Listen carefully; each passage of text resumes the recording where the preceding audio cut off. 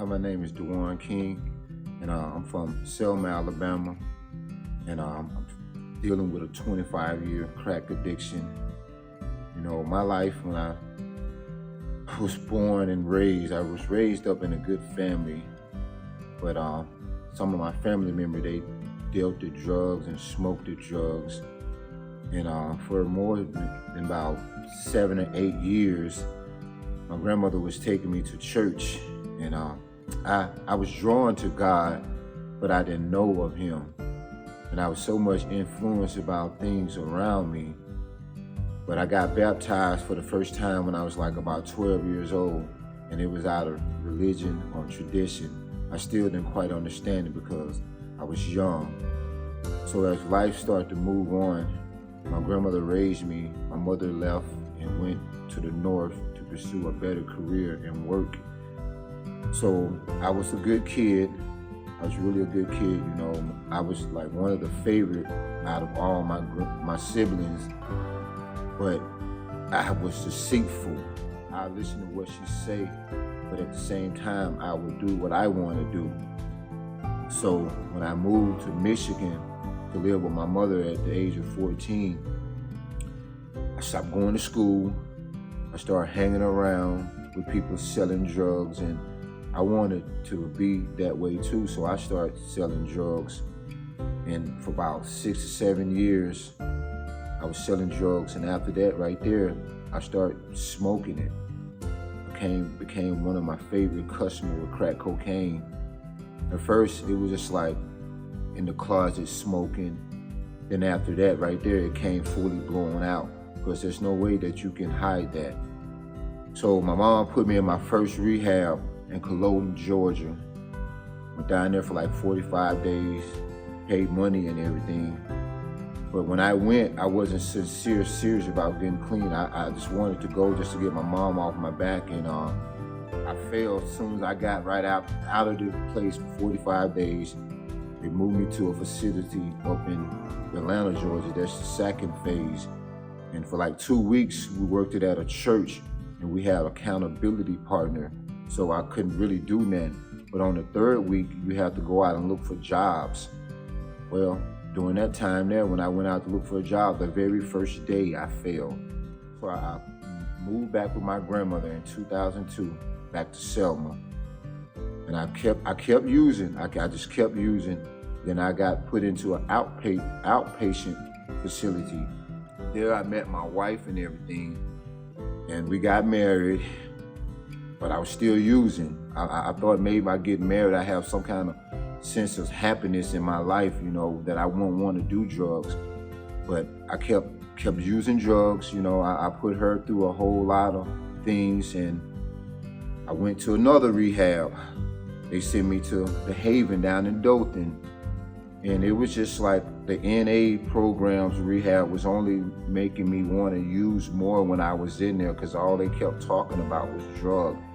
And I didn't know anything about God. I mean, I had feelings in my heart about God, that He had a plan and purpose, and I always was drawn to the Word, but I never had no one to walk me through it and tell me what exactly those words mean. So I left and went to the Haven, stayed there for like 30 days. Soon I got right back out. I got shifted back to Selma. Time I got off the bus, I went and started smoking crack again. So I ended up back at the Center of Hope once again in Anderson. That's the second time. Still didn't do a whole lot, but this time right here became my second time getting baptized. And I didn't really feel nothing at all then. I really didn't. That's the second time. I didn't feel nothing at all. So I got back out 30 more days and started right back using once again. And I went to him one more time. This time here, I felt a little something, but I was still using, you know, because I wasn't truly saved. I wasn't truly saved because I was doing it just to get back with my wife in good grace, or just to make my mom off of my back or my grandmother off of my back. But during that time there, my grandmother, she told me like this: I would so wish the Lord would help you get yourself together before you leave this earth. And she never got the chance to see me get my life together because she passed away about 6 years ago.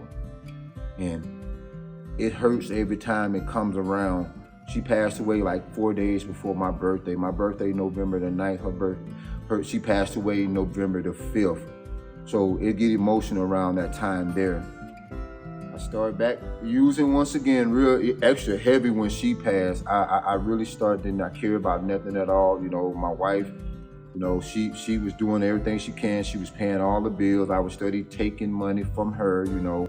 I remember one incident I had got, my wife, you know, she was only doing what was best for me. I asked her for some of my money back, and she told me she had gave it to her auntie, and which she did, she just did that, so I want to keep asking her for it. So the drug had me so ranting and raided, and so she was finna go up her auntie house just to get away from me because I was doing all kinds of crazy stuff. And I never will forget, I could have killed my wife that night. That's how the drugs have you. You don't be your normal self. You do things that you don't do when you're in the right mind state. And I thank God that I didn't hurt her that night. And I thank God that she stayed with me through all the madness. Even my family was telling her to leave me. And that's one reason why I think, because I was doing her so wrong, I think that I kept myself out there more from the consequences of my sin. I think that's the reason why I stayed out there more. So I kept using, I kept getting jobs, kept on messing up. So I went to the judge. I never forget it, Judge Bob Armstrong. He created a program called the Blue Jeans Program in Selma, Alabama. And I went to him and I was so desperate. I told him that I wanted to change and I can't no longer do this. And he sent me down the first time to the Mission of Hope. I did the whole 90-day program. I graduated, and they wanted me to go into the step-up program. But once again, I was steady saying, nah, I just need 90 days. I'm going back home. So my mother came and picked me up, her and my uncle. Go back home, stay clean for a couple of months. But I was not intacted with fellowship at the church. I was reading the words, but it wasn't doing no good because I wasn't fellowshipping with, I didn't have a foundation. So I fell right back into that snare. I came back to the Mission of Hope the second time. But while I was there, Brother Brandon, he was over it, and he gave that tough love, and that's what we as addicts needed. So it really played out to a good part. I couldn't see it at that time, but now I look back on it, it really helps. So I got baptized at Wade Baptist, and that's when I felt something. And I continued after I left there. I continued to, I stayed clean for a while, and I was using, but I felt conviction of it. You know, I felt bad about doing it, and I wanted change. I didn't want it no longer to constantly live in this life, man. I started working. God blessed me with a new trailer that I started living in, you know, with the help of my mom, and first of all, with the help of God working through my mom, not giving up hope on me. And started working at the catfish plant in Uniontown, Alabama. And I had my card, a Cash App card that they put your money on. So I didn't keep it. I gave it to her to save up to get this place and to help me pay my bills. So I was still getting a little money. She was giving me a little money, you know, but it was supposed to be just for like cigarettes and things of that nature. But I was steady using. Then God just did an intervention. You know, I was like sitting at the house drinking, and all of a sudden one of my brothers that I was in Mission of Hope with, we always stayed in contact, named Stephon Leggett, and he called me, man, and he told me about this program called the Anchor, man. And it was all a divine appointment by God, because he was going into Hearts to Eat, and he seen Anthony there and Mr. Calvin there, and that's when they told him about Anchor. So he got in the program, then he called me and he told me about Anchor. Now that was on like a Monday night when he called me. So I was like, well, just give me some time and I'm gonna get back at you. Give me till Saturday. Let me get everything situated at my house and let me get situated at my job. So he kept calling me all that week. I guess he thought that I was gonna study, be using, and change my mind. So when Friday came at my job, I let them know that this is gonna be my last day. And they asked me what was the reason why I was leaving, and I told them the reason why I was leaving, because I need to really get back connected with Christ, because that's the only time that I ever got clean time, is when I stayed into Christ. So Saturday morning, I got on the bus and I was headed down here to Mississippi. But I remember my post still to this day when God told Abraham to leave his family, to leave his father's house, and he said, "I make your name great amongst all nations." And you know, I didn't understand it at that time. But when I got down here, man, just the love from the brothers showing me, and God pouring through them, and they pouring through me, Pastor Brandy and Anthony, all the things that I was going to, all in places I did not know, God was putting it in me. I just didn't know how to work to bring it out. And by me not fellowshipping when I was back at home and not having a rooted ground, a foundation, I could never learn it. But then I got down here and I started to see all of this, and I started to really be in and submit to the Holy Spirit and just give him all of me, and not trying to hold on to that, not trying to say, well, drinking was my problem. Well, I'm just gonna get clean for crack. I'm going back out there. I'm gonna drink me some beer. No, I can't do none of that at all.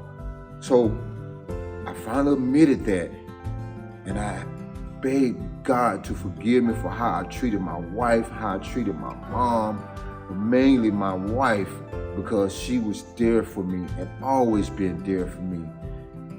And all of a sudden, he started just molding me. I met some brothers in here that I was very, very close with, and one of them passed away. And man, me and him was like super close. And matter of fact, I'm sitting in the same exact space where he was doing his testimony, and I feel his presence as we speak. So after his passing, I wanted to leave, but I remember what he told me. He said, "You stay here. You be a light for the ones that coming behind you." And I just like, okay. Next thing I know, man, God just started just building stuff up, making the words more clear to me, let me see the goodness of life in other people, how he was changing them, and then getting me a job at a restaurant when I'm with a God-fearing woman. I love her to my heart, man, and steady pouring into me. God putting all these people in my life that's pouring into me. And then I'm seeing the results from it, because everything that I learned from here, I'm sharing it back with my mother. I'm sharing it back with my wife. I'm seeing the results from it. My mom ain't never too much really been into Christ. You know what I'm saying? And now I find her texting me things that uplift me. When I be going through things in life or feeling down, she texts me things and send me things. And I see that little stuff happen because of God and because of the anchor and the love. And I am forever indebted to God for what he did for me on that cross. And I can never repay him. And I'm so grateful and so thankful. And I just want to say that anybody that's out there that's going through any trial or tribulation with drug addiction, you're not alone. There is hope, because God took a crackhead like me, as the world speaks it, and put me to the point where I'm at right now, that I can be up here without fear and without embarrassment to speak the truth about him. He can do the same for you. He can do the same for you. You know, I got that drug would have me so much of a slave to it, man, that I sold my soul. I sold all my things on my body, on my feet, walking around barefooted. But I don't regret it, because that was the time when Christ was steady just holding me, just guiding me through all of that. And I just reflect every moment. I'm on the praise and worship team. Man, when I'm praising, all I see is Christ. All I see is Christ and the goodness of him, how he brought me from where I was, how he got me out of that dope house that I could have got killed. You know, how he just protected me, how he protected my family. when I'm going out using drugs but coming back because I don't have any money. So I'm telling the drug dealer to act like I owe you money so I can get some money for my wife, because I know that if I go back and ask her to let me get money for go back and use, she's not gonna let me use. So if I bring a dope dealer there, she's gonna be in fear, so she's gonna go ahead and give it to me. But I thank God for the protecting us through all of that. It's all because of Jesus Christ. And I just want to be a vessel for him to reach the unreachable that the world say, but the world throw away, say we can't. Man said no, God said go. I just want to say thank you for listening to my testimony.